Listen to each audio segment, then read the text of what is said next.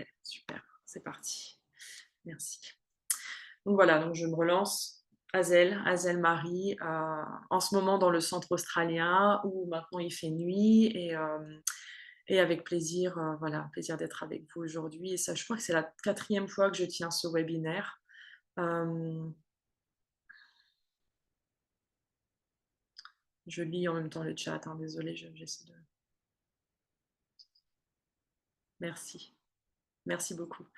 Et oui, donc voilà, Marie, Azel Marie, donc originaire du nord de la France, de là où viennent mes ancêtres depuis, énormément de générations, parce que même un test ADN m'a révélé carrément que, bah, les peuples celtes locaux de là-bas, j'en descends même, donc ça fait, au moins 2000 ans que j'ai une lignée au moins qui est sur place, donc c'est assez intéressant. Hem, je le découvre à travers un test ADN, mais c'est comme si je l'avais su au fond de moi toujours, donc c'est je sais pas, il y a une forme de confirmation que mon intuition est pas mauvaise, donc c'est toujours agréable quand ça se passe. Heu,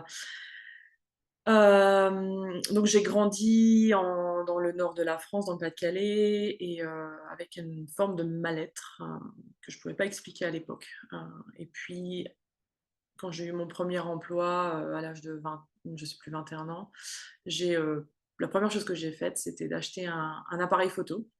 Et j'ai commencé la photo animalière et j'ai disparu en forêt. Chaque fois que j'avais du temps libre, je passais dans la forêt, seule et il y a quelque chose qui s'est réveillé en moi, une forme de bien-être, une forme de sentiment d'appartenance, une forme de peut-être de paix intérieure que j'avais jamais vécue auparavant, en fait. C'était pas conscient, c'est maintenant avec le recul 20 ans après que je me rends compte, mais ça s'est passé, voilà. Et heu Et donc au fil des années, donc je me suis pas mal investie dans des associations, de protection de l'environnement, protection d'habitats naturels, défrichage, enfin des choses assez simples, hein, protection des crapauds et des grenouilles, pour pas que ça se fasse écraser, lors de la migration. Ça semblait être des petites actions, mais qui aujourd'hui, toujours 20 ans après, me semblent absolument énormes, démentielles, cruciales en fait, parce que chaque espèce a sa place, son importance dans tout écosystème et il y a pas de petites actions, en fait et je chéris, en fait, ces années et c'est avec le recul aujourd'hui que je me rends compte que je me suis aussi investie dans le centre australien quand je suis arrivée. Donc l'histoire, c'est qu'arrivée à 27 ans, enfin, j'avais vraiment besoin d'autre chose, que le métro boulot dodo et ce rêve de gamine de voyager. J'avais enfin un peu d'économie de côté et je suis partie. Ça devait être 1 an, hein et je suis toujours, pas rentrée et voilà. Donc mon arrivée dans le centre australien, ça a été doublement transformateur, en fait. Le mot éco-anxiété, je pense que je le connaissais pas encore jusqu'à ce que j'arrive en Australie, je m'y étais pas intéressée et arrivée dans le centre australien, j'ai été donc au contact des peuples premiers ici, naturellement, parce qu'ils sont partout, en fait, simplement, hein, la colonisation, elle date pas de si longtemps que ça ici, donc je travaille et je vis au quotidien au milieu des peuples premiers, en gros. Et en fait, de voir leur connexion au vivant. Il y a plus de détails dans mon livre, hein, sur l'histoire. En fait, oui, j'ai oublié de dire, j'ai un livre, donc ceux qui savent pas, je le dis quand même, parce que je vais faire référence. Donc, la sagesse des ancêtres, et j'en parlerai peut-être un peu plus après, je vais voir. Mais mon arrivée ici, en gros, ce que ça a apporté pour moi, c'est vraiment cette connexion au peuple premier, d'observer leurs relations au vivant. J'aurais pu me passionner pour leurs histoires, j'aurais pu apprendre d'eux, et en fait, ça a été un peu l'effet inverse pour moi. C'est-à-dire que, donc je travaille avec eux, c'est sûr, mais il y a eu cette espèce de retour à moi-même, en fait, en étant à leur contact. Où ça a été plutôt quelque chose dans le genre, quand je les entends chanter, quand je les observe ou quand je suis témoin de leur relation au vivant, je me demande j'ai cette nostalgie qui vient, je me dis: «Mais qu'est-ce qu'on a fait en Occident et qu'est-ce qu'on a perdu?» Où est-ce qu'elles sont mes grands-mères, connectées, à tel arbre, à tel animal, à chanter, aux étoiles ou au soleil ou au feu, en fait? Elles sont où ces chansons disparues? Il est où le langage de mes ancêtres qui était en rapport avec ma terre ancestrale? Il y a vraiment tout ce questionnement qui est vraiment venu dès la première semaine, le premier mois où j'étais ici. C'était en 2013, décembre 2013 et depuis, ça a été un cheminement, inconscient et assez long où, j'ai vraiment cheminé par une série aussi de choses non sollicitées, enfin des connexions avec les esprits, à l'époque, enfin je me disais: «Ouais, c'est n'importe quoi» et puis en fait, bah, il y a un moment, on peut plus résister quand c'est là, c'est plus ça va au-delà de la croyance, c'est des expériences directes, donc il y a un moment quand c'est là, on le prend et puis ça m'a mené de fil en aiguille à reconnecter avec mon arbre généalogique que j'avais commencé quand j'avais 20 ans, donc déjà à 20 ans, il y avait une recherche d'appartenance à quelque chose. Reconnecter à quelque chose grâce à ma vie ici et puis grâce à donc ensuite, le professeur docteur Daniel Faure, professeur docteur, je ne sais pas en français l'équivalent, mais en anglais il est docteur Daniel Faure. Il est américain et en fait j'ai appris de lui une structure de guérison avec les ancêtres que j'utilise au quotidien, j'accompagne. Mais c'est grâce à ça en fait, à faire cette guérison sur moi-même, à utiliser cette structure avec moi-même et mes ancêtres, que je me suis encore plus rapprochée, que je me suis encore plus renouée à mes ancêtres, mais c'est mes ancêtres qui m'ont permis de renouer encore plus au vivant. Donc c'est vraiment je vois même plus de séparation entre la guérison avec les ancêtres, la guérison du vivant et notre connexion au vivant. C'est très, très, mélangé en moi et ça a mené à ce livre, en fait. Ça a mené à un retour en France de 3 ans qui était, c'était formidable en termes de connexion au vivant. Ça a mené à cette écriture du livre qui, j'ai l'impression, quand je le lis, je me souviens même pas de l'avoir écrit, donc je me dis: «Les ancêtres ont fait quelque chose à travers moi». Parce que là, je l'avais pas ouvert depuis 1 an là et je le relis et je me dis: «Waouh, c'est moi». Enfin, c'est vraiment étrange, quoi. Il y a vraiment un phénomène qui s'est passé à ce moment-là et j'ai mon épouse qui était témoin à l'époque, hein. Je me réveillais en pleine nuit, en entendant des voix à écrire. Enfin voilà, c'était assez intéressant. C'était juste pour me présenter. Le séminaire, c'est pas à mon sujet, mais c'est pour vous donner un peu un contexte. Ce que ça m'a aussi permis ici de vivre dans le centre australien, c'est, d'être aussi témoin des actions de l'Occident, donc en termes de colonisation. C'est-à-dire, nos ancêtres de l'Ouest qui sont arrivés sur des terres australiennes comme en Amérique ou ailleurs, hein, qui se sont accaparés les terres et qui contribuent à la destruction d'une culture, des histoires anciennes et de la disparition de sagesse traditionnelle et ancestrale. Et donc, ça me donne vraiment cette impression que quand on est déraciné, on déracine les autres, en fait. Quand on est déraciné, qu'on ne connaît plus ses racines, quand on ne connaît plus ses ancêtres, on oublie l'importance de ça et on se permet de faire des choses qui sont complètement inhumaines au final. Et donc, les méfaits de la colonisation ici, c'est au quotidien. C'est pas beau, c'est vraiment moche. Et autant il y a de la beauté, il y a plein de choses qui se passent culturellement, qu'il y a aussi cet autre côté qui me touche, en fait, beaucoup. Et donc voilà, c'est pas le sujet d'aujourd'hui et je serais contente de répondre à des questions, mais je vais continuer. Mais ce que ça m'a permis de voir, c'est, je lis mes notes en même temps pour pas m'égarer, parce que j'ai tendance à m'égarer, donc voilà. Donc ça m'a fait prendre conscience de notre déracinement en tant que collectif et l'impact sur notre sentiment d'appartenance aussi. C'est ça que ça m'a fait prendre conscience de vivre ici. Voilà. Et donc c'est fini pour ma présentation. Je serai contente à la fin de répondre à des questions. J'ai oublié de dire, il y aura à peu près, une demi-heure de présentation et on va faire une demi-heure ou un peu plus de questions. Je suis pas du tout pressée.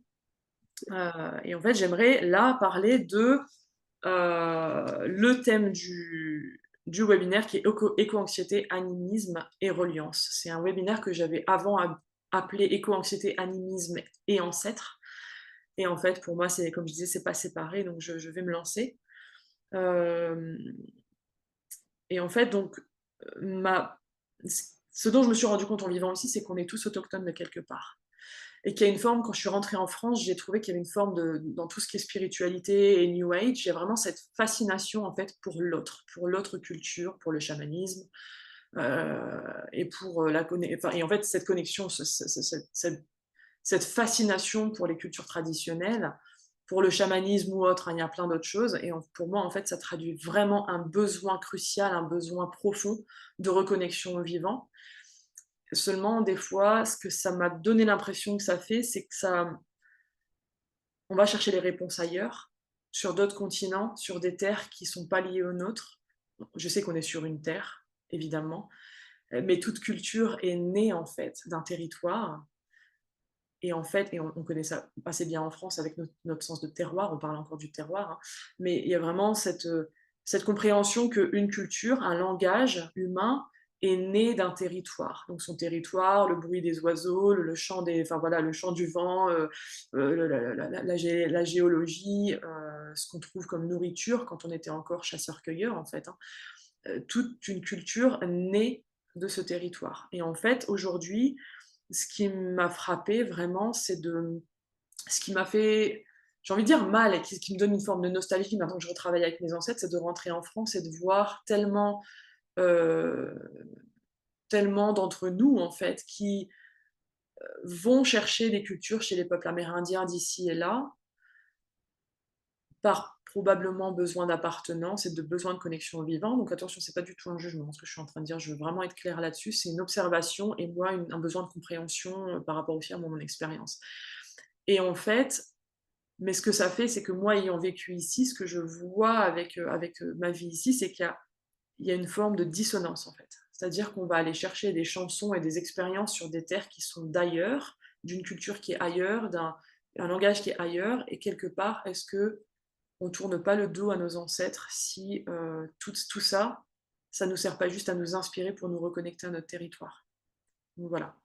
Et donc, ce qui est devenu vraiment essentiel, enfin, ce qui est vraiment devenu vraiment clair pour moi, c'est cette importance de se reconnecter à sa région, à son territoire, d'apprendre de son territoire. Donc, on peut très bien s'inspirer des autres cultures pour comprendre comment réécouter la terre, parce que forcément, avec l'arrivée de l'agriculture, il y a à peu près, enfin, ça a commencé il y a 12-10 000 ans, et en fonction de là où on est sur Terre, c'était même plus récemment, ça peut être 5 000 ans en France, par exemple, mais en fonction de notre éloignement, depuis notre éloignement de notre milieu naturel et notre installation dans l'agriculture, la création de sociétés, attention, je ne suis pas historienne, je ne suis pas experte, hein, je tiens quand même à le dire, c'est moi mon expérience, les livres que j'ai lus, je me fais tout un schéma dans la tête. Si jamais il y a des historiens ou des gens qui se connaissent mieux, n'hésitez pas à la fin à apporter votre savoir aussi, hein, je veux préciser ça aussi. Je ne suis pas anthropologue, je ne suis pas ethnologue, je ne suis pas historienne, je ne suis rien de tout ça, donc voilà, je suis juste passionnée. Et en fait, notre éloignement du monde naturel a créé cet éloignement de nos langages, cet éloignement de notre rôle d'acteur, de prendre soin du vivant, de notre territoire.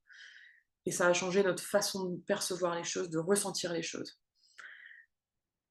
Et donc, je mélange tout, mais pour moi, il y a vraiment ça, c'est qu'on a un lien au vivant depuis l'arrivée de l'agriculture qui est abîmé, qui est oublié, qui est pas perdu, parce qu'on est la nature en fait, donc c'est pas perdu, on est là, on fait partie du vivant, on est autant vivant, enfin voilà. Mais il y a un besoin de redevenir humain, j'ai envie de dire, en fait, dans notre vie. Redevenir humain, c'est ressentir, c'est s'autoriser à ralentir, c'est s'autoriser à vivre au rythme du vivant, c'est s'autoriser à accepter les cycles de la vie, de la mort. Enfin voilà, il y a une panoplie dont je parle dans le livre. Parce que la sagesse des ancêtres, je ne parle pas que des ancêtres humains, je parle de nos ancêtres aussi plus qu'humains, évidemment, parce qu'on descend beaucoup plus que des humains. Et donc, il y a tout ça qui se crée. Je suis perdue dans mes notes. Je suis désolée, hein, si jamais ça fait pas sens, vous pouvez m'interrompre à tout moment et me le dire. Je m'emballe. Mais si vous vous autorisez un instant à essayer de retourner dans cet état sauvage, on va dire. Voilà, c'est assez à la mode ce truc de se réensauvager. Mais dans cet état sauvage, si vous vous imaginez, voilà, vos ancêtres autochtones, peu importe de là où ils sont, à vivre dans leur milieu naturel, entourés de prédateurs à la fois, mais aussi d'autres animaux, à faire face constamment au changement climatique, au jour et à la nuit, aux intempéries.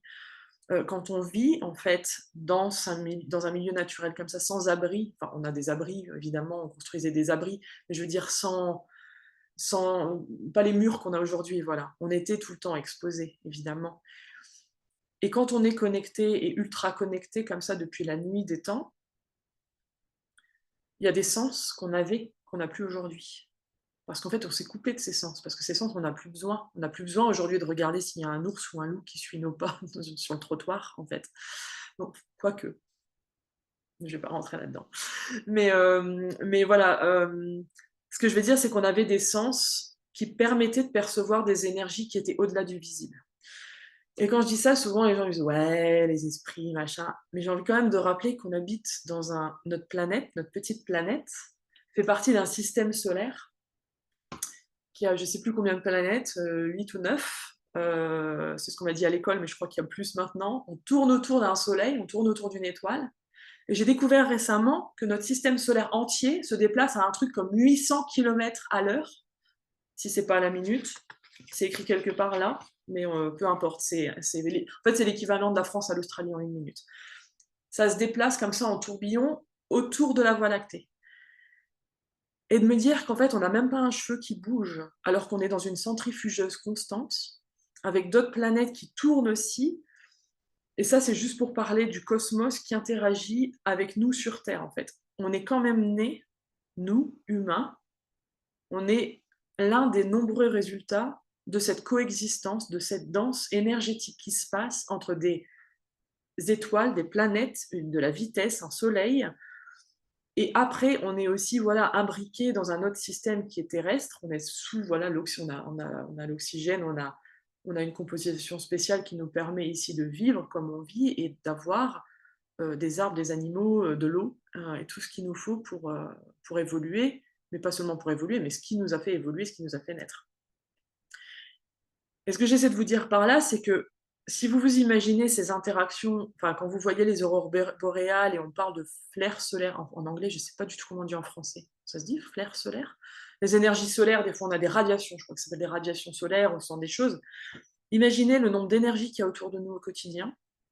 Enfin, je veux dire, c'est pareil que le Wi-Fi, les ondes radio et tout ça, c'est invisible, mais ça agit sur nous. Mais dans le vivant, il y a aussi ces auras, en fait, chaque être interagit avec l'autre constamment. Et en fait, ces espèces de forces, vibrations, énergie, ces forces vitales, peu importe le nom qu'on leur met, elles sont co-créatrices aussi de la vie dont on fait partie. Et en fait, pour moi, ce que je comprends de ma vie ici, c'est qu'en fait, quand on vit dans notre milieu naturel, depuis la nuit des temps, on a cette capacité en fait de percevoir ces forces, parce qu'en fait, on n'en a jamais été séparés. On y est accoutumé. Donc en fait, parler des esprits, quelque part, on parle des énergies qui est autour de nous. Et c'est au-delà d'un système de croyances, c'est des expériences directes qu'on fait. Enfin, je veux dire, j'irai jamais demander à quelqu'un d'ici si il pense qu'il y a des esprits dans la nature ou si il pense que les ancêtres sont encore là, quoi. Parce que enfin, je pense que enfin, j'oserais même pas, parce que c'est juste, en fait, c'est une évidence. C'est simplement une évidence. Donc, aller demander si les esprits existent, c'est même pas concevable. Concevable, pardon. Donc voilà, parce qu'il y a une immersion totale en fait dans le vivant et parce qu'il y a une compréhension du monde à travers les sens, pas à travers les livres, pas à travers un discours, pas à travers des croyances qu'on a forcées sur nous, mais à travers une expérience directe du vivant qui n'est pas questionnable. Et ça, les peuples autochtones du monde l'ont, ceux qui sont encore connectés plus ou moins, et nos ancêtres naturellement l'avaient aussi, avant de s'éloigner de leur environnement naturel. Euh, J'essaie de rattraper les notes. Donc des forces de toute taille, évidemment. Et en fait, là, ce que j'ai envie de vous dire, c'est que donc cette vie où on a conscience que tout est vivant, tout est animé d'une force vitale et tout interagit et qu'on est tous liés, interconnectés et qu'on influence les uns sur les autres, cette vie dans notre environnement naturel, ça représente si je parle juste d'Homo sapiens, donc Homo sapiens c'est notre espèce, pour ceux qui sont nuls en histoire, notre espèce elle a 300 000 ans à peu près, c'est ce qu'ils estiment maintenant. 300 000 ans sur l'histoire de la Terre, c'est comme si la Terre a 24 heures, on est né à 23h30, non, à 23h59 et 30 secondes. C'est quelque chose dans ce genre-là. C'est l'âge de l'humanité si on avait 24 heures, 30 secondes. Juste Homo sapiens, je parle ici. Et donc, cette vie où on a conscience que tout est vivant autour de nous et qu'on vit dans cet environnement naturel constamment, ça représente 98% de notre expérience humaine sur Terre. Donc, depuis l'arrivée de l'agriculture et de l'écriture, où on a vraiment commencé à passer du cerveau droit au cerveau gauche, où on a commencé à conceptualiser les choses plutôt qu'à les vivre directement, plus l'arrivée des grandes religions qui a amplifié ça, plus l'arrivée enfin, voilà, de toute l'histoire récente qu'on connaît avec la persécution des femmes, chasse aux sorcières, et plein d'autres, l'industrialisation, donc petit à petit on s'éloigne, on s'éloigne, on s'éloigne, jusqu'à ce que là, bah, carrément maintenant c'est de l'intelligence artificielle, donc voilà.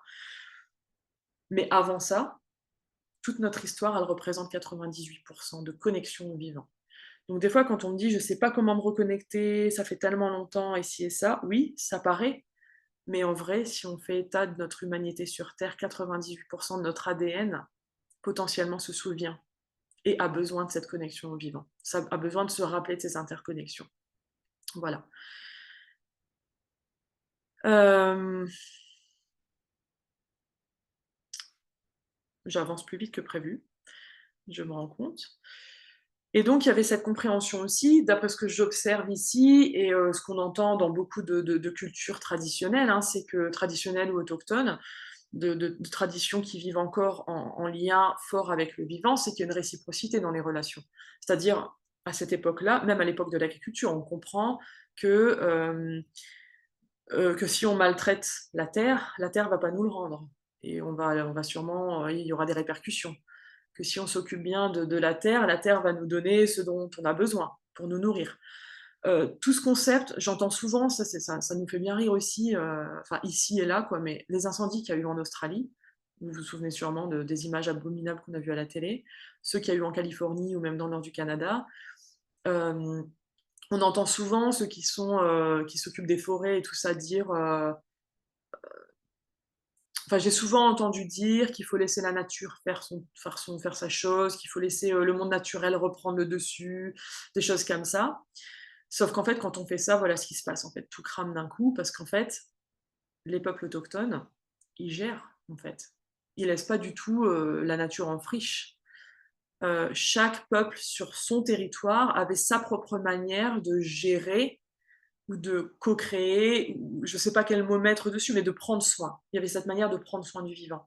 Ici, en été, c'était normal, non, en hiver, c'était normal de brûler une partie du territoire pour créer des barrières anti-feu, en fait. C'est-à-dire que quand on crame une portion d'1 kilomètre, quand il y a des grosses chaleurs et s'il y a un incendie qui est déclaré par des grosses chaleurs, et ben ce feu, cette barrière où d'un seul coup il n'y a plus de végétation, ça va empêcher le feu d'avancer plus loin.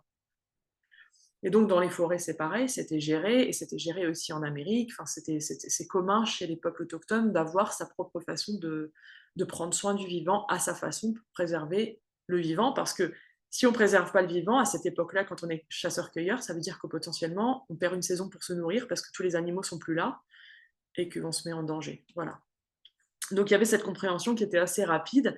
Et il y avait aussi il y a tout un mythe de dire qu'on a commencé l'agriculture. Enfin, l'agriculture, on l'a commencé bien avant d'être agriculteur, c'est-à-dire qu'en fait, on comprenait déjà le monde des plantes et tout ce qui nous entourait. On prenait déjà des graines, on plantait déjà ici et là à l'époque. Enfin, quand on était chasseur-cueilleur, on semait aussi les graines qu'on récoltait. Je pense il y a plusieurs. J'essaie de me souvenir du nom du livre qui est intéressant en français. Against the Grain en anglais. Je vais le retrouver, il est à la fin de mon livre, je vais pouvoir le retrouver. Mais il y a un livre assez intéressant. Ça me reviendra. Je suis désolée. Euh, donc voilà, donc il y avait cette réciprocité envers le vivant. Quand on traite bien, quand on s'occupe bien de la terre nous le rend et vice-versa.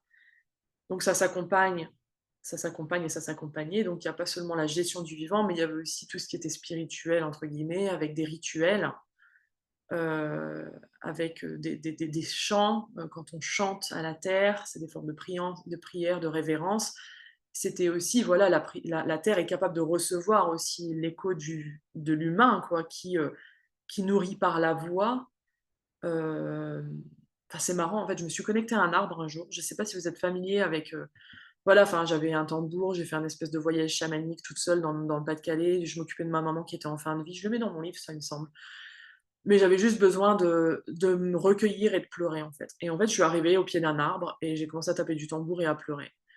Et en fait, je voulais pleurer. Et en fait, c'est pas du tout ce qui s'est passé. C'est comme si d'un seul coup, j'avais les yeux fermés. C'est comme si j'avais senti l'arbre se déraciner autour de moi et faire face à moi et me regarder avec curiosité en se demandant ce que je faisais là.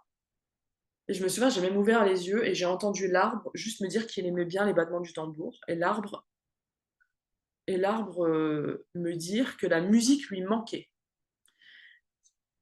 Et donc je lui demande, donc on est parti sur carrément une autre conversation et mon intention n'était plus là du tout, mais du coup je lui demande, tu connais la musique? Et il me dit oui, il y avait des gens qui habitaient là avant, enfin voilà, on était au milieu d'une forêt.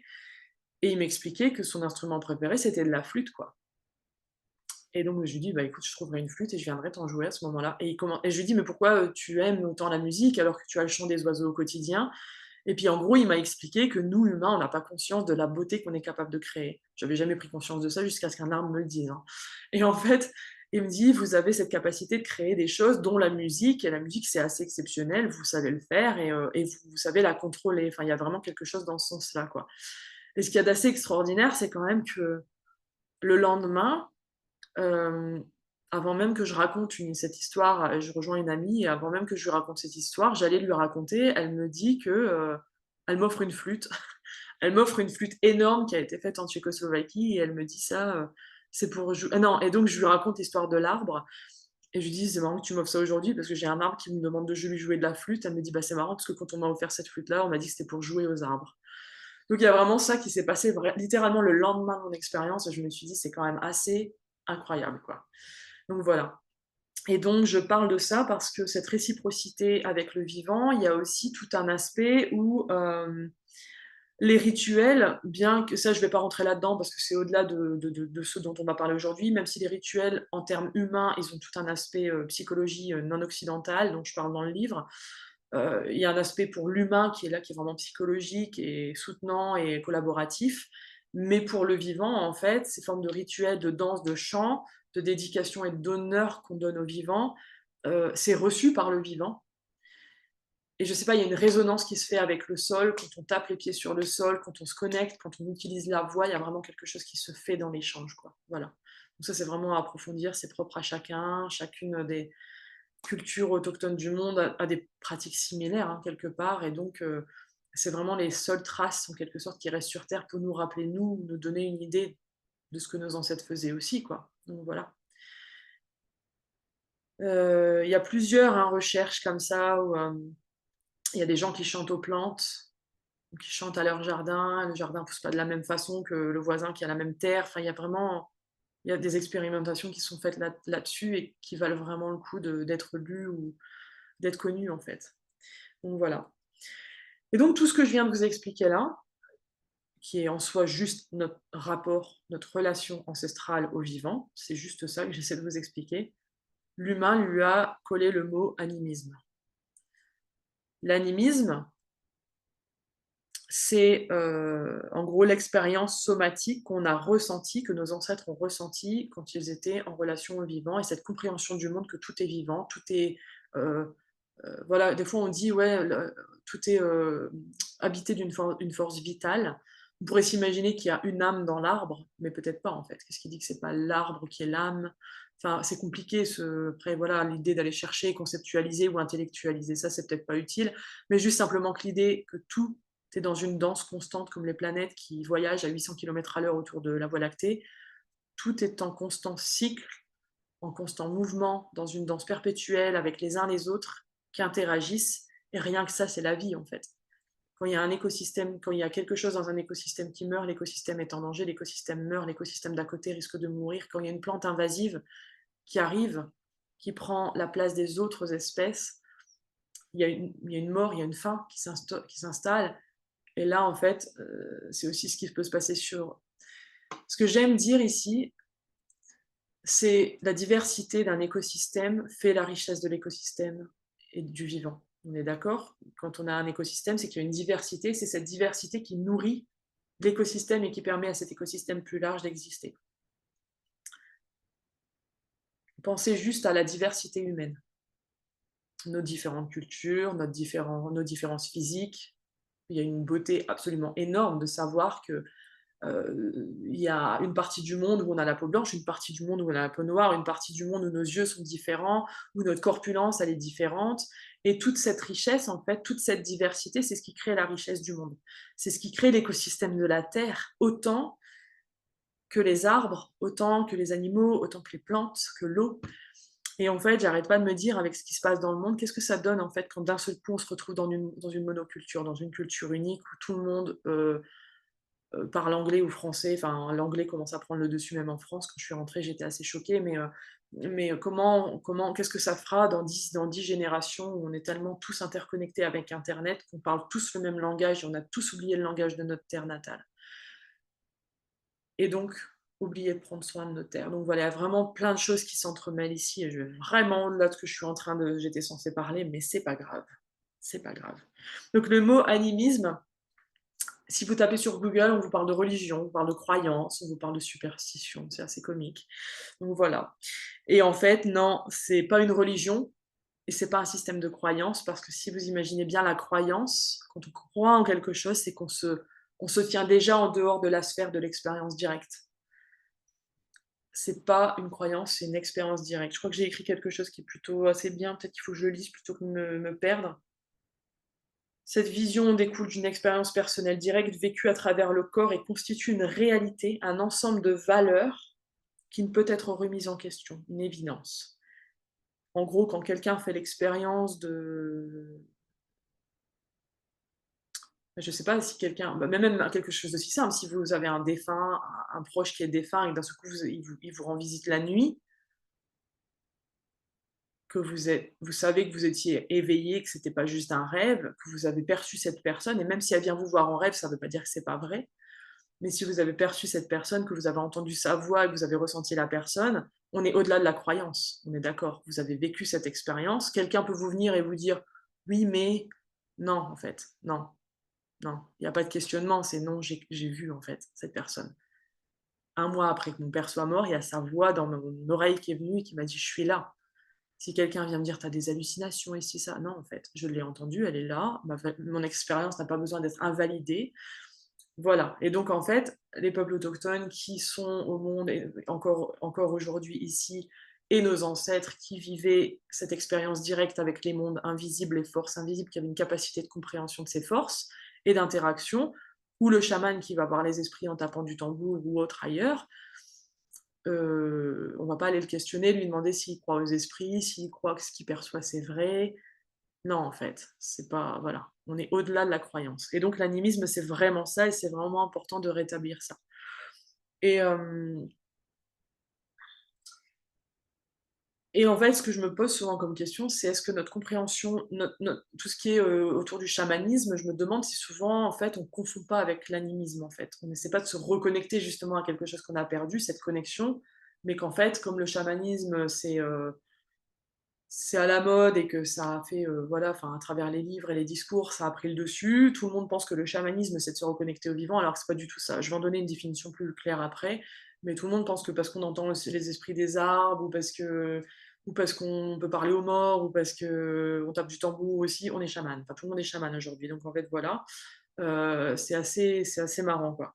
Mais enfin, c'est pas marrant du tout, enfin, ça fait encore une fois, c'est pas un jugement et c'est pas pour me moquer, c'est pas du tout dans ce sens-là, mais ce que je veux dire, c'est que ce besoin de reconnexion au vivant et de besoin d'appartenance, il y a un danger avec le chamanisme, enfin, c'est pas avec le chamanisme, c'est avec la vague de soins chamaniques qui se passe en ce moment, c'est que le chamanisme, et je lirai un peu plus après, c'est qu'il y a, est-ce que ça amplifie pas notre séparation au vivant, en fait, en s'accrochant à quelque chose qui finalement n'est pas ce qu'on pense que c'est. J'y reviens après. Je vais essayer de rattraper mes notes quand même. Une seconde, je prends mon souffle, je bois un peu d'eau.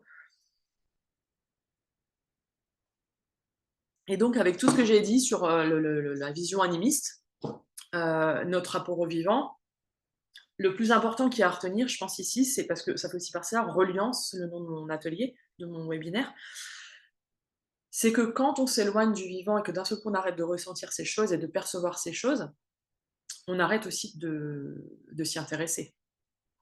C'est comme on dit, loin des yeux, loin du cœur, en fait. Quand on voit pas une personne pendant des mois ou des années, il y a un moment, bah, la connexion, elle est moins là, quoi. Et ben, avec le vivant, c'est pareil. C'est-à-dire qu'il y a un moment, quand on s'éloigne de notre environnement naturel, bah, allez, ça s'est pas passé en 2 ans, hein, ça s'est passé, voilà, des centaines, milliers d'années, hein.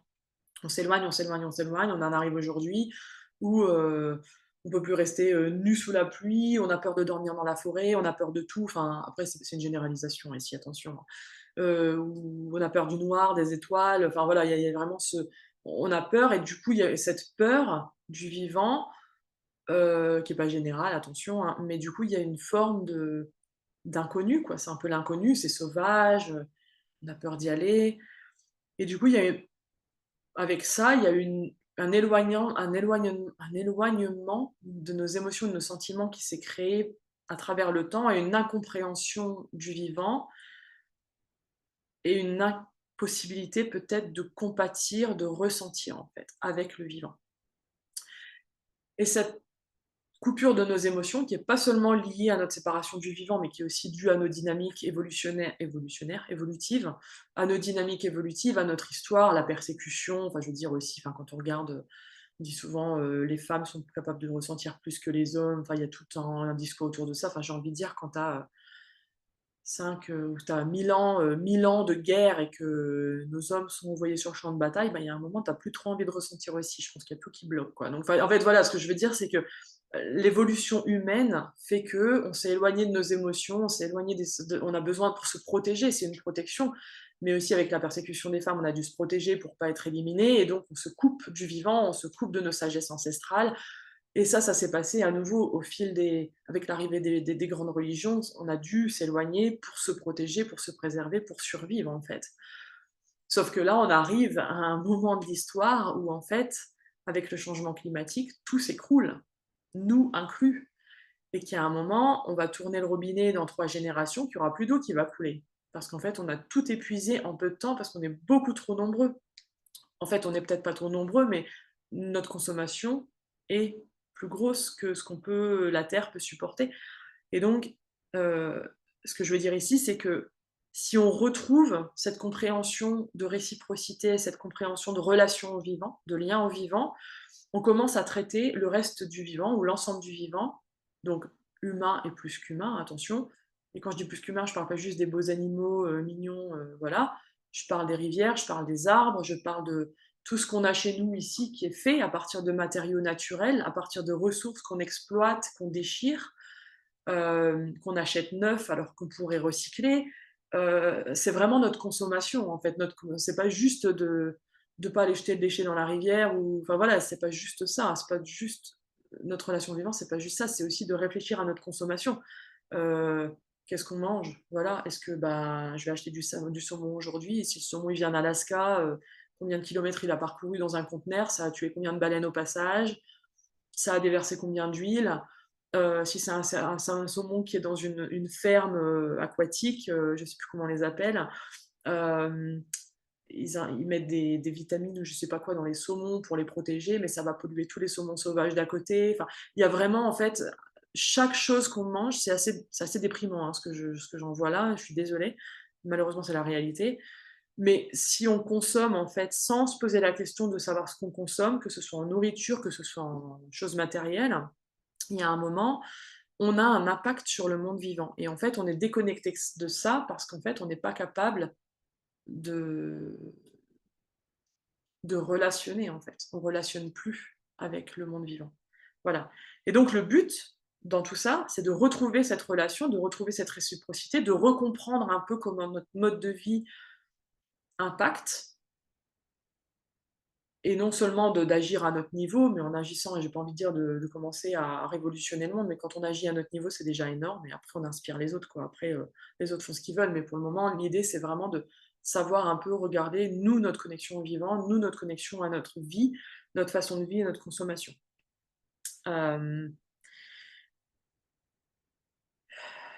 et donc la dernière chose que je voulais ajouter sur l'animisme, c'est que ça peut pas être forcé. Enfin, je veux dire, c'est pas parce qu'on va faire un câlin à un arbre que tout de suite, c'est peace and love et on est connecté au vivant, quoi. C'est pas parce que je marche à pieds nus dans la nature que tout de suite, je suis super ultra connectée, que j'ai tout compris. En fait, il y a un moment, enfin, ce truc de new age, et c'est pour ça, je pense que j'ai besoin de parler de la consommation parce que c'est pas séparé, parce que chaque action qu'on a au quotidien, elle a un impact parce qu'on fait partie de ce système et qu'on est 8 milliards.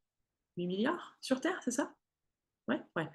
On est 8 milliards et qu'on fait partie de ces 8 milliards et qu'à un moment, on a une responsabilité aussi bien collective qu'individuelle et que du coup, bah, les câlins aux arbres ou les balades, dominicales, en famille, elles sont superbes, elles sont nécessaires, elles sont essentielles pour sensibiliser, mais elles reflètent pas un lien, une connexion réelle au vivant au sens plus large, en fait, voilà. Hem Et donc, que aussi tout ça, ça peut pas être forcé, l'animisme, c'est pas quelque chose qu'on force. En fait, c'est des valeurs qu'on adopte, c'est une vision du monde qu'on adopte avec des valeurs relationnelles qui en découlent et heu et puis après on n'est pas obligé de mettre une étiquette sur ce qu'on est, ce qu'on n'est pas, ce qu'on croit, ce qu'on croit pas. C'est pas du tout le but, mais c'est juste de donner ici un cadre en fait de compréhension, hein. C'est vraiment plus là-dessus. On n'a pas à s'appeler animisme ou chaman ou autre, enfin c'est pas la question. Mais que voilà, c'est savoir se reconditionner pour essayer de comprendre justement nos interactions avec le vivant. Et que si jamais on pense que c'est pas possible, notre ADN, je rappelle à nouveau qu'on a 98 de notre histoire humaine, juste humaine, qui se souvient de tout ça et qui a vraiment moyen d'aller chercher au fond de soi, quoi. Voilà. Ouf. Hem, je reviens.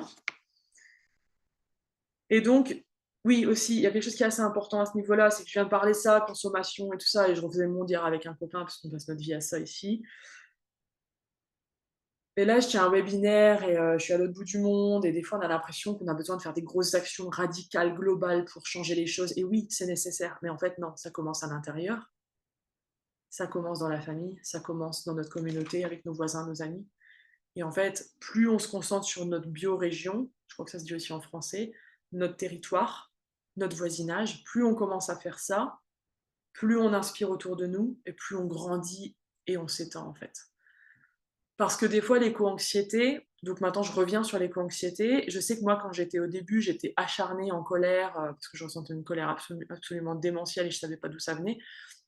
J'avais ce truc où, j'avais juste envie d'être, kamikaze de l'environnement quoi, enfin, c'était vraiment, c'était ça, j'avais ce besoin de revendication, de protection de l'environnement, de montrer, de parler de ma souffrance parce qu'on fait mal à la terre et j'ai mal aussi. Et je savais tellement pas comment l'exprimer que mon truc c'était, oui, je faisais du volontariat, mais ça me faisait pas du bien parce qu'en fait, je pense que je faisais du volontariat à gogo par éco-culpabilité, d'être humaine, d'être vivante, de consommer.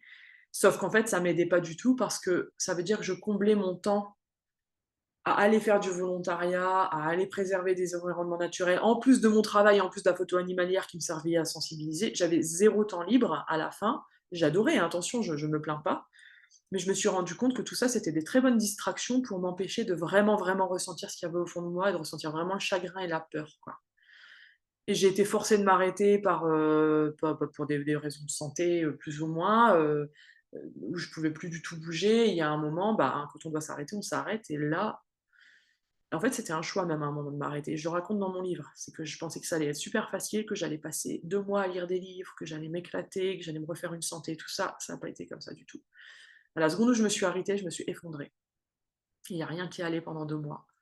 C'était le bazar total, parce que d'un seul coup s'installe peut-être une forme d'ennui, qui est pas vraiment un ennui au final, ça fait du bien de s'arrêter, mais d'un seul coup, je comble plus mon temps avec toutes ces choses et il y a une forme de besoin où, il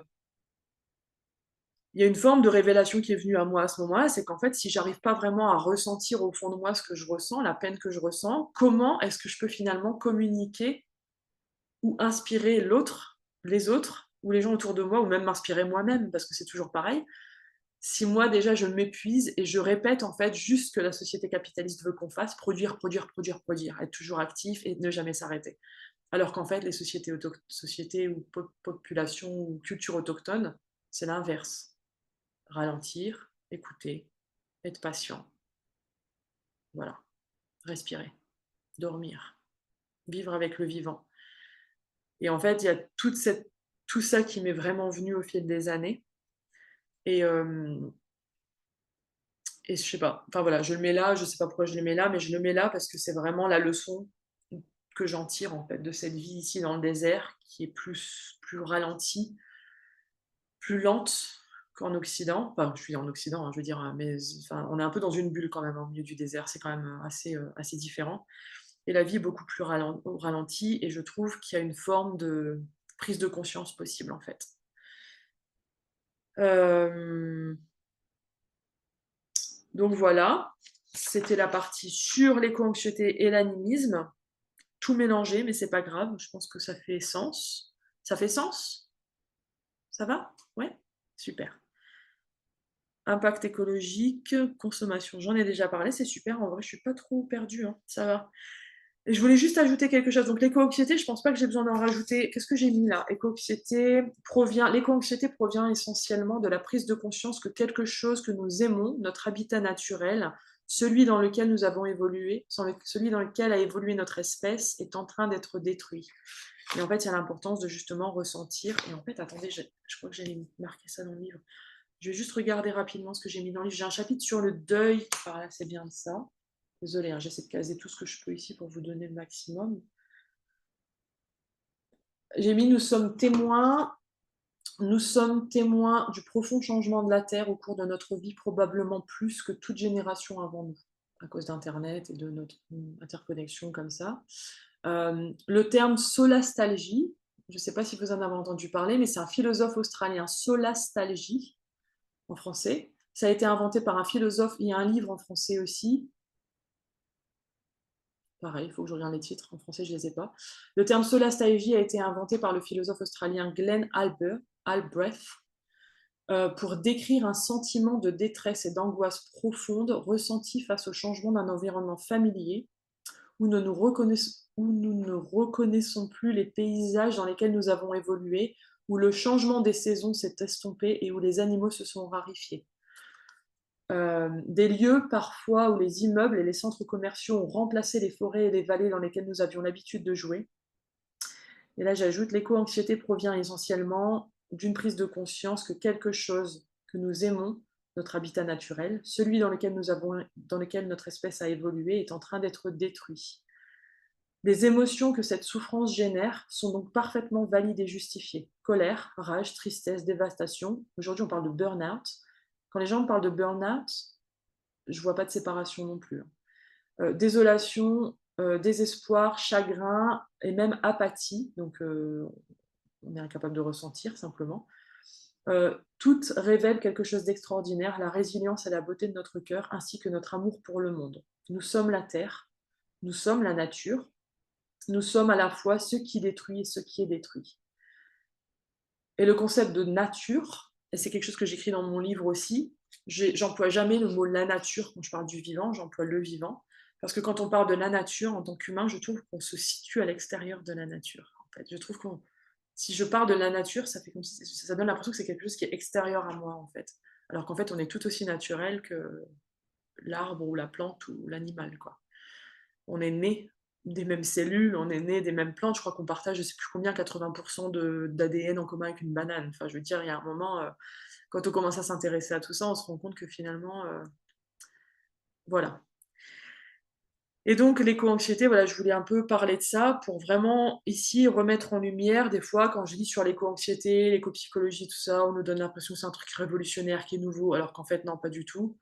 C'est juste une nostalgie au fond de nous qui n'est pas consciente de notre lien ancestral à la Terre qui a besoin d'être ravivé parce qu'on sent qu'on est en danger, parce qu'on est en mode survie, parce qu'on sent que tout s'écroule autour de nous, que c'est une question de génération et qu'on se sent complètement impuissant parce qu'on est 8 milliards et qu'on ne peut pas agir pour 8 milliards de personnes. Voilà.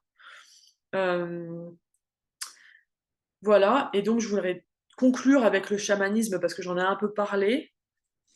Le mot chamanisme, je crois qu'il vient 3 fois dans mon livre, mais voilà, et je vais en parler ici.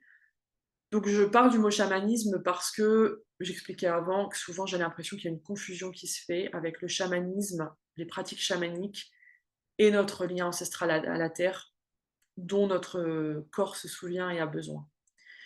Et le terme chaman vient, on sait tous, enfin je pense qu'on sait beaucoup d'entre nous, qui vient d'une langue tournus, enfin je crois que c'est mongol, je crois que ça vient de la Mongolie, mais donc qui désigne traditionnellement, donc le mot chaman, désigne traditionnellement le rôle de celui ou de celle qui s'engage dans des activités rituelles au service des autres et de la communauté afin de rétablir l'équilibre, d'apporter une guérison ou des réponses. Le chamanisme désigne ainsi la manière dont cette personne navigue rituellement entre les mondes pour interagir avec les énergies et accéder aux sagesses ancestrales.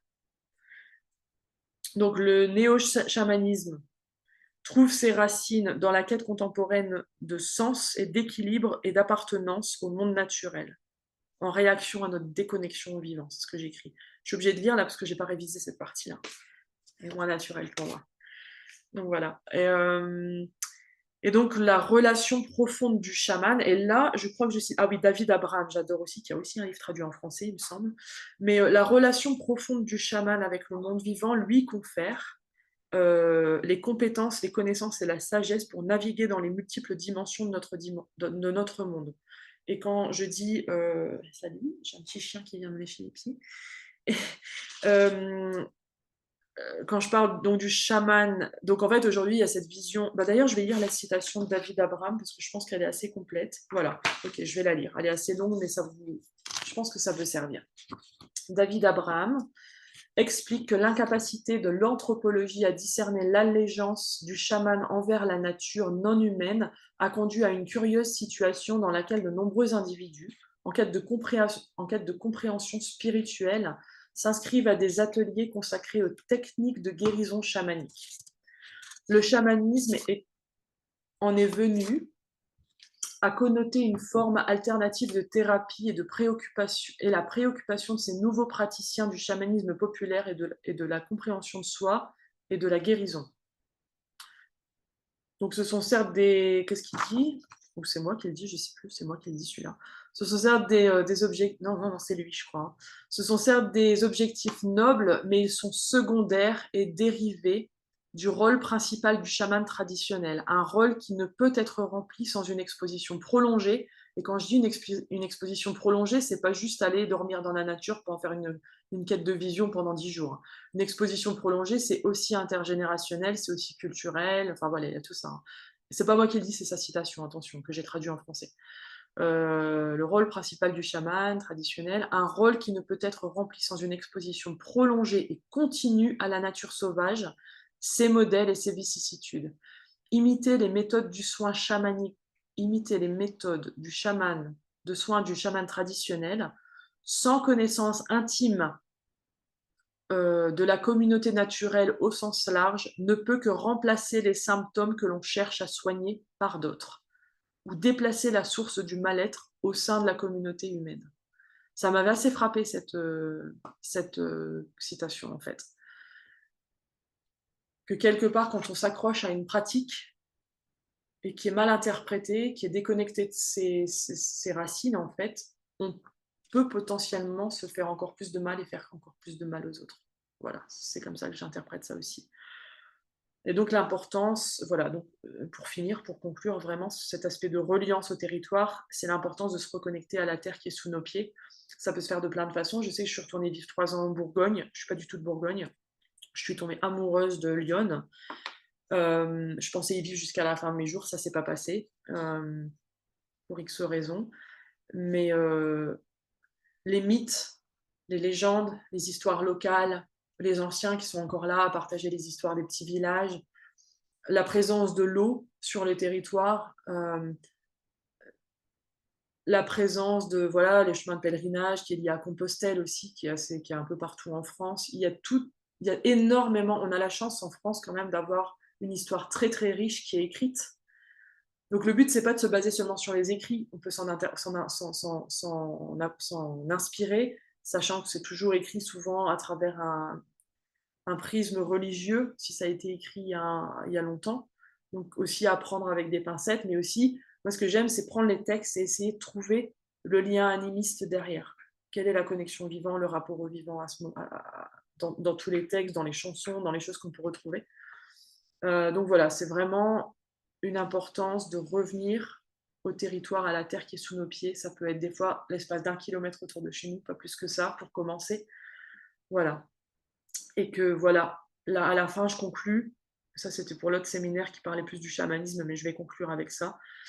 Rappelons, et c'est un extrait de mon livre, rappelons cependant que nous sommes tous citoyens de la Terre, tous descendants de la même biosphère, des traditions et des cultures ancestrales plus respectueuses du monde vivant.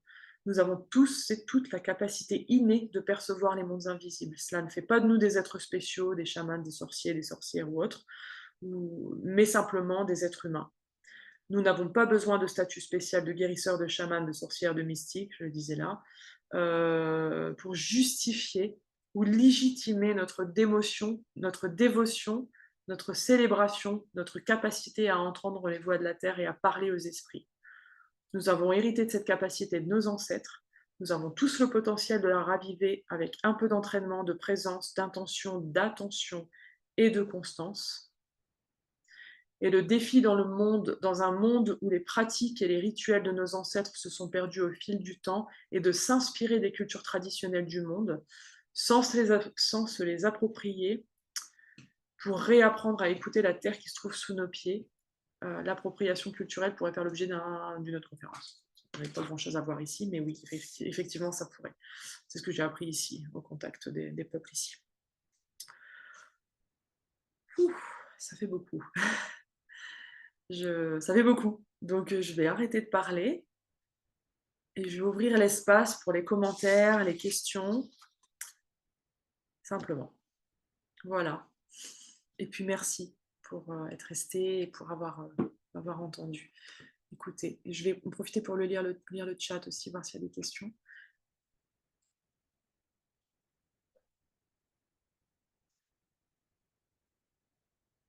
Il n'y en a pas.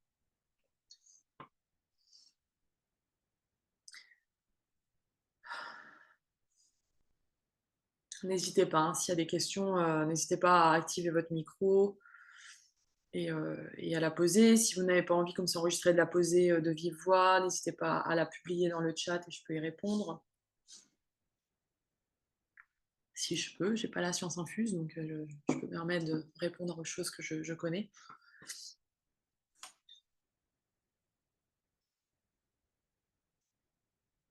Alors, merci. Et pour information, pour ceux qui n'ont pas lu mon livre, je parle de ça de manière plus détaillée avec... je peux peut-être juste parler un peu du sommaire, ça peut peut-être éclairer un peu, mais voilà, il n'est pas très long comme livre, il fait 235 pages, je crois.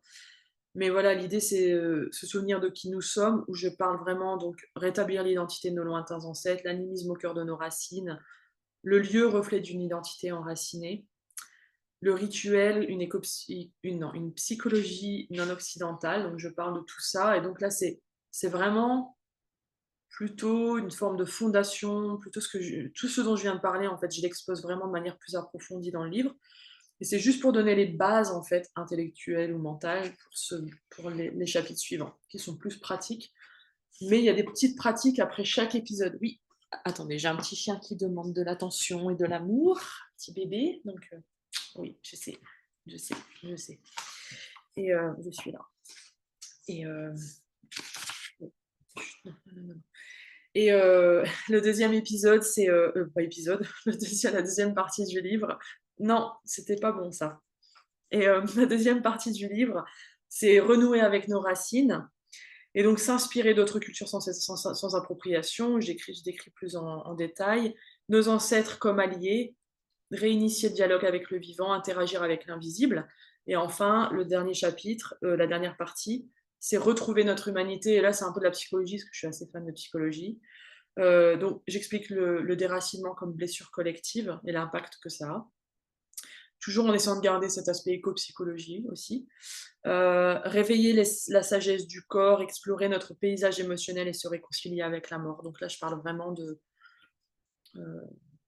voilà, comment se relier à soi euh, pour mieux se relier aux autres et aux vivants, en fait. Simplement, voilà. Voilà. Est-ce qu'il y a des questions?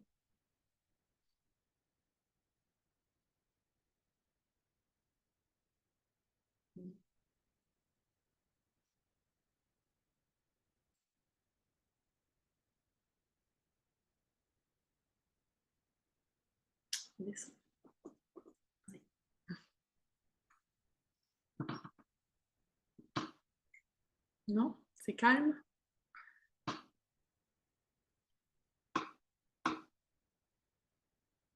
Alors,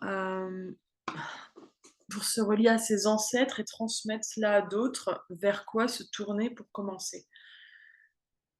Alors, moi, j'ai une pratique, comme je disais au début, que j'ai appris, qui me permet de me relier à mes ancêtres. Donc au départ, c'est vrai que j'étais sur un arbre généalogique, j'ai fait tout ce qui est constellation familiale, psychogénéalogie et tout ça, mais je me suis rendu compte assez rapidement que c'était assez limité parce que ça me limitait souvent à ce que je savais de mes ancêtres et ça me limitait à des données que j'avais et à, bah, ça me limitait souvent à entre 5 et 7 générations. Pourtant, j'ai un arbre généalogique bien complet, mais voilà, ça s'arrêtait là. Et il manquait vraiment quelque chose et quand j'ai rencontré donc, le professeur Daniel Force, qui a un livre traduit en français qui s'appelle Guérir avec ses ancêtres, il me semble que ça s'appelle comme ça. J'ai écrit la préface de ce livre, donc je vous invite à le lire, enfin ou à vous y intéresser si vous le souhaitez. Mais en gros, l'idée, c'est de se relier à ses ancêtres lointains qui avaient justement encore une connexion au vivant, pour permettre une compréhension plus large de ce qui s'est passé, du destin de nos lignées, pour permettre une reconnexion, pour moi, au vivant. Après, la thématique des ancêtres, ce qu'il y a d'intéressant dans la pratique, en tout cas de Daniel, dans la structure que j'ai apprise, c'est qu'on peut se reconnecter à ses ancêtres pour plein de raisons. Ça peut être pour comprendre les traumas familiaux, comme on a l'habitude de faire en psychogénéalogie ou autre. Ça peut être pour se relier, il y en a qui s'en servent pour relier à leur féminin, leur masculin. On peut se relier à des ancêtres sur des thématiques différentes. Moi, ma passion, elle est autour de notre séparation du vivant, parce que je pense que c'est vraiment notre déracinement qui est la source du mal-être collectif et systémique. Donc moi, je me concentre vraiment là-dessus. Maintenant, donc quand je travaille avec, je fais ça depuis 2020, donc ça va faire bientôt 5 ans, euh, il y a un aspect de guérison, donc on se reconnecte aux ancêtres lointains pour comprendre notre connexion au vivant, pour comprendre nos affinités, parce qu'en fonction de nos lignées, il y a des affinités avec certains paysages, il y a des gens qui communiquent avec les plantes, par exemple. Je connais énormément de gens que leur passion, leur fascination, leur connexion, ce sont les plantes. D'autres personnes, ce sont les animaux, d'autres personnes, c'est le paysage. Moi, je découvre lentement que c'est le paysage au sens large, l'énergie d'un paysage. C'est assez difficile à attraper, mais voilà, enfin, c'est pas si concret. Mais en gros, on peut se reconnecter avec ses ancêtres dans cet objectif-là, mais aussi dans une optique de guérison des ancêtres, c'est-à-dire qu'on va aller guérir tous les défunts entre un ancêtre lointain en bonne santé, entre guillemets, ou sain, et nous. Et en gros, c'est comme si nos ancêtres étaient une rivière, c'est comme si on allait nettoyer un barrage de mort, en fait, qui nous empêche d'accéder à nos ancêtres, à nos sagesses ancestrales. Donc voilà, il y a ça. Alors, vers quoi se tourner pour commencer? Moi, je vous invite, le livre de Daniel Force, c'est très différent de mon livre. On n'adresse pas les mêmes. Bon, on est sur la même longueur d'onde complètement, hein, mais on n'adresse pas les mêmes dynamiques. C'est-à-dire que lui, il parle vraiment de reconnexion aux ancêtres humains et comment guérir les lignées. Et c'est ce que moi, je fais en séance individuelle ou en groupe des fois. Donc voilà. Donc j'offre ce travail-là aussi, hein, si vraiment ça vous intéresse.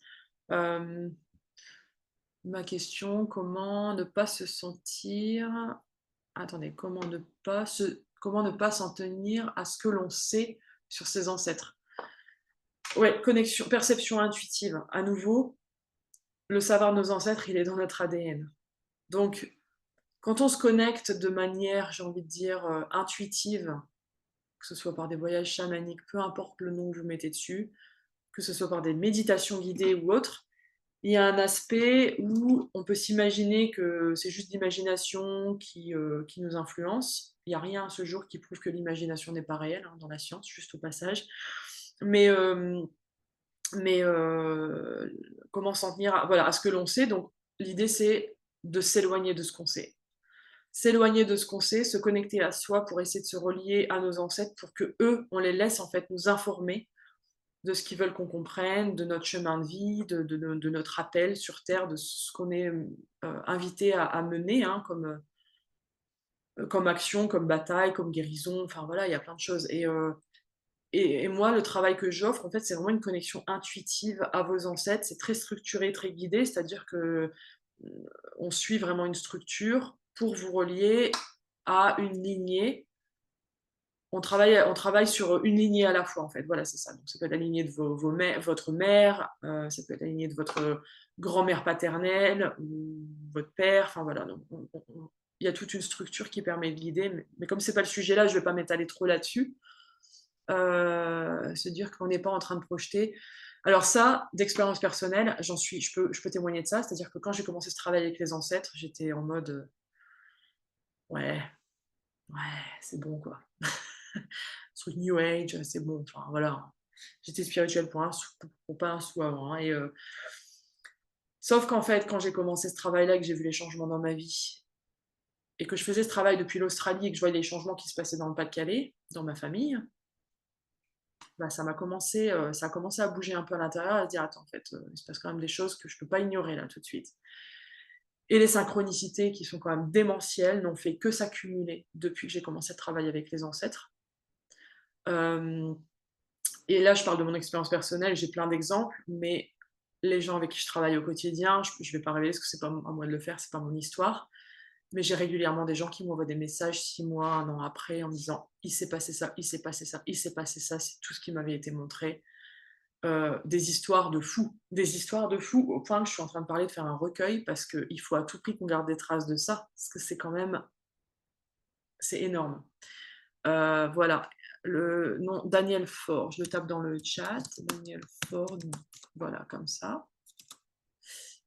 Hem, alors, est-ce qu'on sait si un parallèle existe entre ancêtres colonisés, envahisseurs, écosensibles, écosceptiques? C'est une bonne question.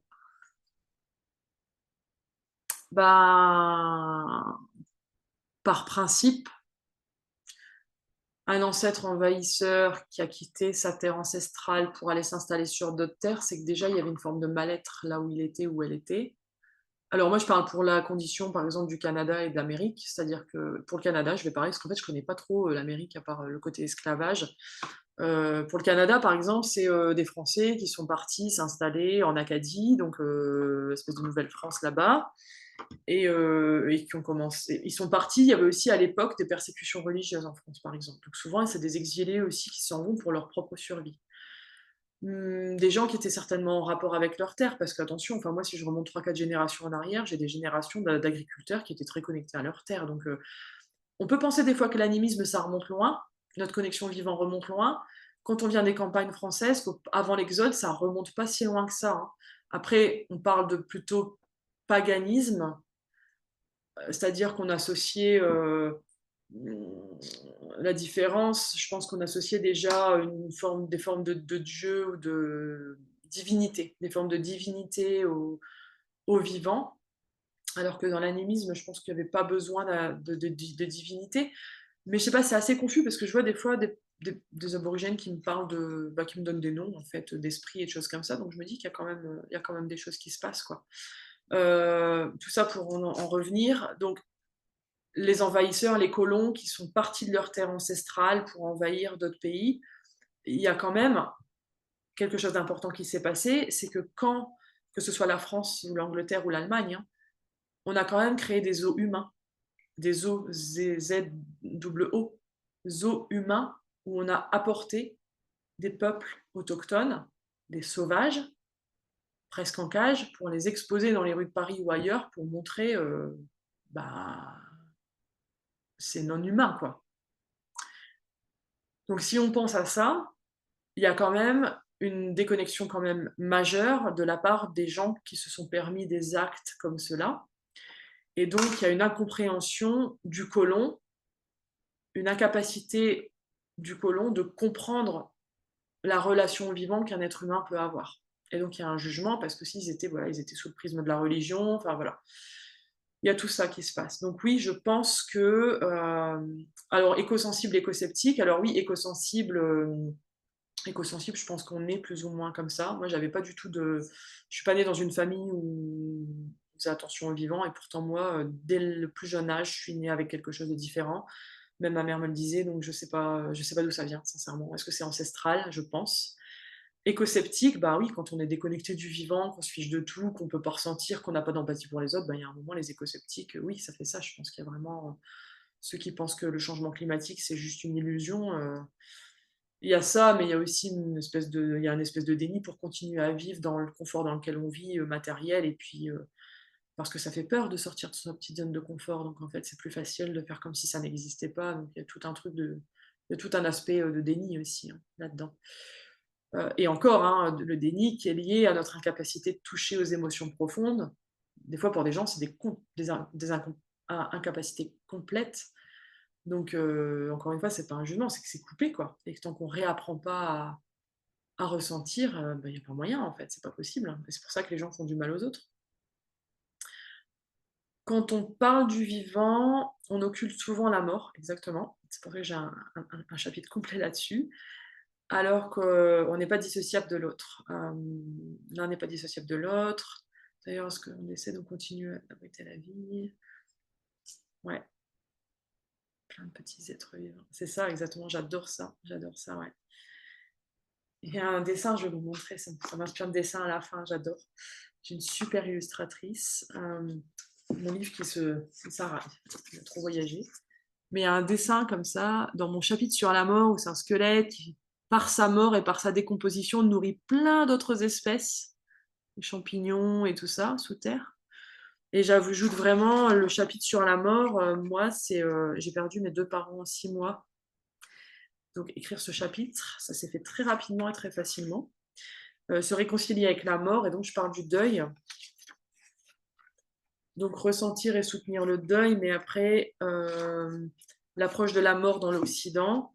Et je parle après donc du vivant, parce que forcément le deuil au-delà de la mort, la portée du deuil collectif, éco-anxiété et chagrin pour la terre. Et donc j'explique vraiment là-dedans que en fait notre façon occidentale de mourir et d'être enterré ou de faire disparaître nos restes a stoppé en fait de nourrir en fait le sol. Parce qu'en fait, si on pense au sol sur Terre, finalement, c'est une accumulation d'êtres vivants morts, d'êtres vivants incarnés qui sont tombés, qui sont morts, qui se sont décomposés, qui ont nourri d'autres espèces et qui finalement ça crée le sol. Mais là, en fait, on ne laisse plus rien mourir, on coupe tout avant que ça meure. Nous, on ne fait plus partie du tout du cycle, quoi. On est enterré dans des cercueils et dans du béton ou incinéré. Et donc, il y a vraiment, oui, cet aspect, j'adore en fait. Je suis fascinée par la mort, il y a un truc qui me fascine, c'est assez étrange, mais oui, on a perdu nos rites funéraires et ça nous coupe d'une partie de nos émotions et de notre reliance à un tout, c'est ça. Et c'est de comprendre. Et l'animisme, ça fait partie de ça. Ça fait partie pour moi de revenir, de reprendre conscience qu'il y a une beauté dans la mort, en fait. Comme une feuille qui tombe à l'automne. On apprécie tous l'automne, je veux dire, c'est beau l'automne. Enfin, les feuilles qui tombent, les couleurs qui changent. Pourquoi on n'est pas capable d'apprécier notre corps qui change, qui vieillit, les rides qui s'installent, les bourrelets qui grossissent et qui grandissent, la peau qui tombe, et jusqu'à arriver à notre décomposition? Ça repousse énormément, ça. Il y a plein de gens qui sont écœurés rien qu'à l'idée de ça, quoi. Alors qu'en vrai, si on y pense d'une manière plus poétique et plus naturelle, il y a une beauté là-dedans. Il y a la sagesse de l'âge qui vient avec, il y a l'accompagnement des générations plus jeunes, il y a la possibilité de montrer aux jeunes ce que ça fait de vieillir. Enfin, et quand on oublie tout ça, en fait, on meurt pas bien. Et c'est pour ça que la guérison avec les ancêtres, elle est aussi nécessaire et essentielle maintenant, parce qu'en fait, on ne sait plus mourir bien. Parce qu'en fait, on a peur de la mort. Je veux dire, on ne nous prépare pas dans les hôpitaux ou dans les EHPAD à mourir. On nous met un peu de côté, ça j'en parle. J'ai bien raccourci le chapitre, je peux vous le dire. Ça fera l'objet d'autres livres, je pense, mais l'approche de la mort en Occident, la façon dont on traite les personnes âgées, la façon dont il y a un non accompagnement, on pense qu'on accompagne les gens dans la mort parce qu'on leur donne des médicaments pour pas souffrir et parce qu'on s'occupe d'eux dans un EHPAD, mais l'accompagnement émotionnel, il est ouf. La célébration de la vie, la célébration de la mort qui arrive, souvent c'est pas des choses qui sont possibles parce que les gens ne sont pas prêts, parce qu'il n'y a pas une préparation à la mort, il n'y a pas tout ça, quoi. En France, c'est loin, hein. On a des doulas de fin de vie qui commencent à arriver en France. C'est beaucoup plus commun dans des pays anglo-saxons comme ici l'Australie ou l'Angleterre ou les États-Unis. Euh, je lis, pour ceux qui veulent partir, hein, je lis un peu.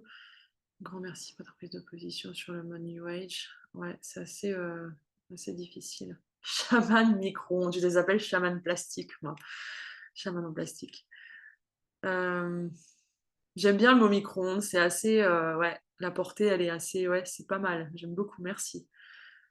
Euh, ouais, orphelin, notre mère, la terre. J'aime beaucoup. Merci beaucoup pour ces commentaires. Merci pour ceux qui doivent partir. Enfin, merci pour votre présence, pour ceux qui doivent partir.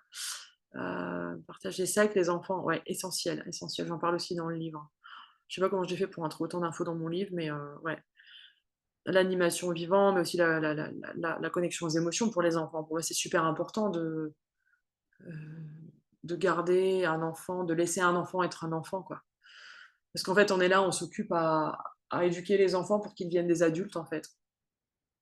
Enfin, il y a un moment, non, c'est pas ça. On s'occupe à éduquer nos enfants pour qu'ils deviennent des bons enfants, alors qu'en fait, un enfant, c'est être un enfant et ce qu'il faut, c'est éduquer des bons adultes, en fait, c'est ça et comment on fait tout ça? Relation avec le vivant non humain, sans que cela fasse fuir les parents. As-tu déjà fait des ateliers avec des jeunes? Non, je suis pas du tout branchée enfants et jeunes, malheureusement. C'est quelque chose que j'aurais aimé, mais j'ai pas d'enfant moi-même, j'en ai jamais voulu et du coup, j'ai cette malheureusement, ça m'a un peu coupée, je trouve, de cette capacité, cette potentiel à travailler avec les jeunes, en fait et heu et j'ai hâte d'être au Canada parce qu'il y a beaucoup de choses qui se font. Il y a des écoles de la forêt partout. C'est quelque chose qui est normal. Et dont il y a un Français qui est qui va être qui est à côté de là où je vais vivre et j'ai vraiment hâte de me connecter à lui parce il fait beaucoup, mais des écoles de la forêt avec des ra des, hem, ravivants, ça se dit pas en français, des reviving en français? Mmh, je vais pas y arriver. Hem, faire renaître quoi, enfin retrouver, il y a quelqu'un qui l'a peut-être marqué dans le chat, ouais. Non, refaire renaître ou raviver ou faire ouais, raviver, ça se dit en vrai. Des techniques ancestrales, mais c'est tout bête, mais les enfants, ils sont passionnés par la création la plupart du temps et en fait, ça dépend on pense toujours que les enfants enfin, j'ai entendu plein de choses où il faut mettre les enfants dans la nature et ci ça, c'est bien, mais sauf qu'en fait, on a tous des goûts différents, on est tous appelés par des choses différentes. Il y en a qui vont aimer tailler la pierre, il y en a qui vont aimer prendre soin des arbres, il y en a qui vont aimer, tanner des pots. On est tous appelés par des choses différentes et je pense que c'est vraiment important avant d'aller balancer un jeune dans la nature en se disant que ça va lui faire du bien, c'est assez important, je pense, de voir un peu ses affinités, quelles affinités il a, parce que c'est un coup aussi où on peut dégoûter les enfants si on les force à faire des choses en tant qu'adulte en disant t'as besoin de te reconnecter au vivant, t'as besoin de faire ci, t'as besoin de faire ça, sans connaître la sensibilité de l'enfant, par exemple.